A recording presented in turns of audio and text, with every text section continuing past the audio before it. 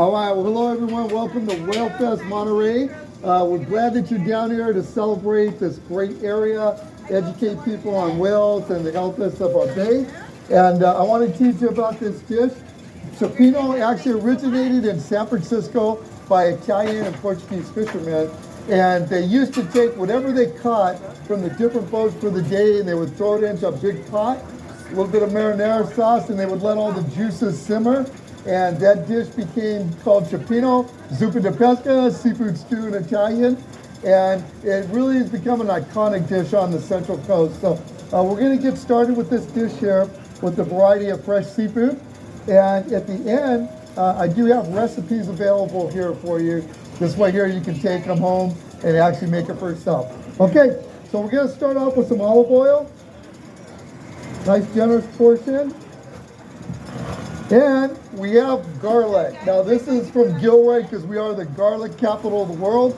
But the Italians, it's no secret to us because we've been using garlic for a long time. We call this the Italian perfume. You take a little here, you do a little of this, a little of that. And if you're married, that's often called your wife, she's gonna love you. If you're single, it's often called lonely nights. So, but we gotta add that little garlic here. And we don't wanna burn it, so we're just gonna caramelize it. And while that's caramelizing there, we're going to add some Chardonnay. Now, Monterey County is actually the largest Chardonnay producers in the United States. So if you were here in Monterey visiting, make sure you get some of our wonderful Chardonnays. They go wonderful with seafood. Now, we're going to put about a half a cup. What we're doing right now is building our sauce because that is the key to a great cipino. Okay. You smell that out there, Wendy? Yes. All right. It smells great. Oh my God! I'm like. Yeah. For those of you, we're glad you're here on the wharf. I was actually born and raised here on Fisherman's Wharf. My mom and dad started that restaurant right across the street called the Old Fisherman's Grotto in 1950. So we've been down there almost 73 years, and what a great place to grow up. And my two oldest brothers were commercial fishermen in Monterey for about 30 years, and I have one brother that owns Monterey Whale Watching. My other brother owns a glass bottom boat. My other brother at the Grotto, and then I have another brother that owns a fish hopper restaurant on Cannery Row. And another one in Moss Landing. And another one in Moss Landing Whale Watching. So yes, so family businesses, but I guess when you've been around that long, you everybody gets involved. And you're the baby. So I am the baby. I have clam juice. This is readily available in the grocery stores. So you're going to get about a cup and a half of clam juice. And again, we're just kind of building our sauce. All right. Okay, we're going to let that heat up a little bit. And while that's heating up, this here is Dungeness crab. Now, this here is local Monterey Bay, right out of Monterey Bay, Dungeness crab. And this is the time to eat crabs. So if you haven't had crab yet, every restaurant on the wharf is doing cipino. We're doing crab cakes, crab lobster, crab sandwiches, crab salads. And these crabs, if you can see kind of the deep purplish color, when you cook them, the enzymes turn this bright orange color, which has become famous on the West Coast. Now, these actually originated in a town in Washington State called Old Dungeness, where they were first harvested, hence the name Dungeness crab. So these are very famous, very popular. And if you haven't had one, you need to get in there while you can. There you go. Okay, so while that is building up, we're going to add some clams. These are cherry stone clams. Now, it's very important when you get clams, you want to take and tap them together. If they close, that means they're still alive and they're good. If they're open, that means that they're not good, they're dead, and you want to throw them in the garbage. So we're going to add a couple of clams. I have some Prince Edward Island mussels. Oops. So I'm going to add those right in here. All right. And we're going to add some 1620 jumbo shrimp. These have already been peeled into vein. So if you've ever been in the grocery store and it says like 1620 count, That means they're 16 and 20 to a pound.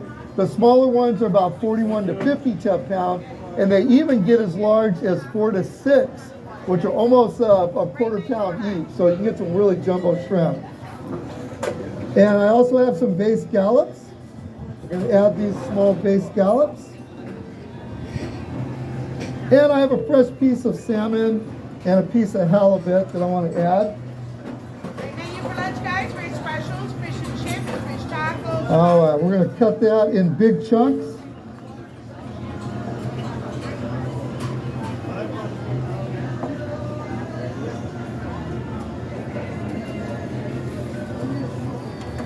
Okay, we'll just add that right in. Some fresh salmon. Did you already take the skin off? I did. I filleted them, took the skin off, and then I just marinated in just a little bit of olive oil and garlic just while I was waiting for an hour. Okay, so you can kind of see there's some beautiful colors that are going on here, and I'm going to add a little bit more of what I have left of the clam juice. And then we're going to add our crab, Dungeness crab. Now these already been cooked already because you can tell by the orange color. So we're going to add all this in. We do have tables by the water for you right now. And we have an induction cooker. We're cooking as fast as we can. And I want to tell you, as chefs, please don't take away our gas flames because we need that gas to be able to cook faster. And so right now we're going to let that simmer for just a bit. Do we have any questions while we're kind of waiting for this to simmer? How long? This is going to take about 15 minutes total to cook, and hopefully I can get it done a little bit sooner. But it is cooking a little slow, so we got to be patient. How do you know when fish is fresh, especially halibut and salmon? Very important on there. When you go to the store, especially if you're buying whole fish, there's an old statement that said, "Eyes don't lie."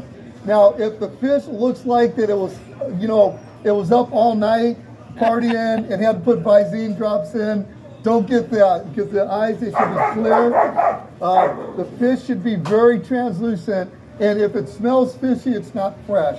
So it should have that kind of oceany freshness smell to it, not fishy. And a lot of times when you go to your fish display monger, ask them what's fresh. They'll tell you what's fresh for that day. So it may not be salmon, maybe it's halibut. Get the halibut because they're going to know what just came in. So keep it fresh. Tene, so when you buy it, let's say you go to Monterey Fish Yes. and you buy it, how many days do you feel you can leave it in the refrigerator? Fish, I usually take about 2 days. A max? Yeah, Okay. you need to cook it, and usually I try to plan my seafood meals, so by the time, if I'm going to do it that night, I'll usually try to buy it fresh and cook it that night, or at least one day after, so keep it fresh. Lunchtime, guys. Great menu. All Grab another right. bite, Tene. Grab So another now bite. we're going to take here and add a little bit of the marinara sauce, and you could use your favorite marinara.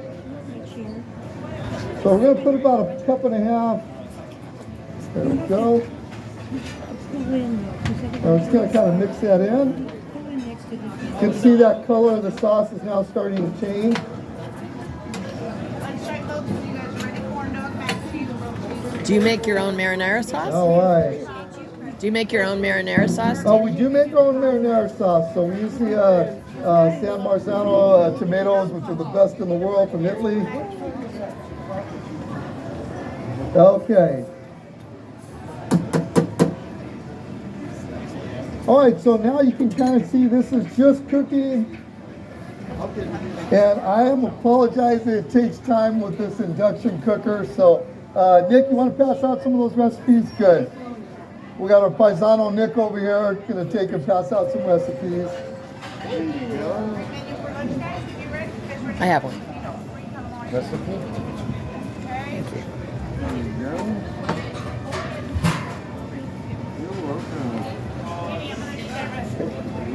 So this is going to take about another 15 minutes to cook, but I'm going to go ahead and plate it just so that you can see what it looks like when it's done. Okay.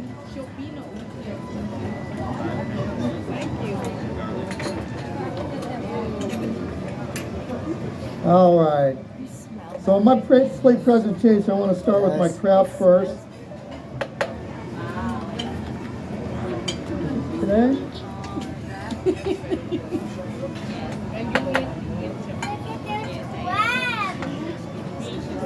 All right, we're gonna start adding our shrimp.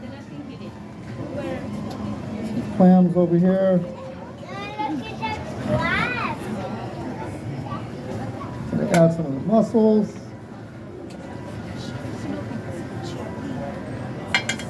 And cioppino is readily available at all the restaurants on the wharf, so we do make it here. And if you're interested, just pick out your favorite restaurant and enjoy some cioppino. Can you talk a little bit about, when you get a sec, Sure. about the different seasons of the fish? Like right now is crab. For a few Right, more right weeks. now we have crab season. Rock cod season is coming up. And we also have our salmon season that hopefully, I'm not sure if they're going to open up on time or not, but they should be, yeah, late this year. All And right. shrimp are local? Shrimp are actually Gulf of Mexico. Okay, Gulf of Mexico. And then I'm going to take and just add a little bit of sauce in here. Got to have Beautiful. the sauce. There we go, look at that. Beautiful. Okay, we'll clean up our plate. And add a little bit of flat leaf parsley.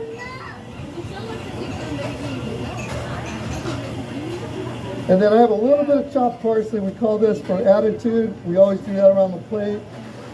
Add a little green.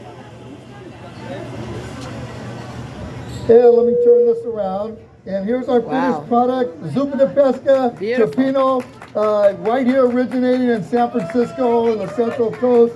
So we got a little bit of cioppino.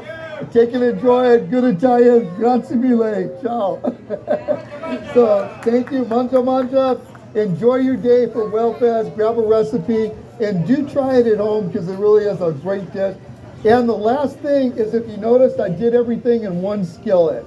So one skillet dish, you can put it right in the middle of the table and easy to go. And my mom would kill me. She's 91 years old from Italy. I gotta have the garlic bread. Gotta have a little garlic, crusty garlic bread with that. So there you go, folks. Thank you. I'm Chef Tene. Again, our family, we've been down there for 73 years. And I am part of the American Culinary Federation. We're the largest chefs organization in the United States. And just glad to be born and raised here in Monterey. God bless you all. Thank you. Thank you.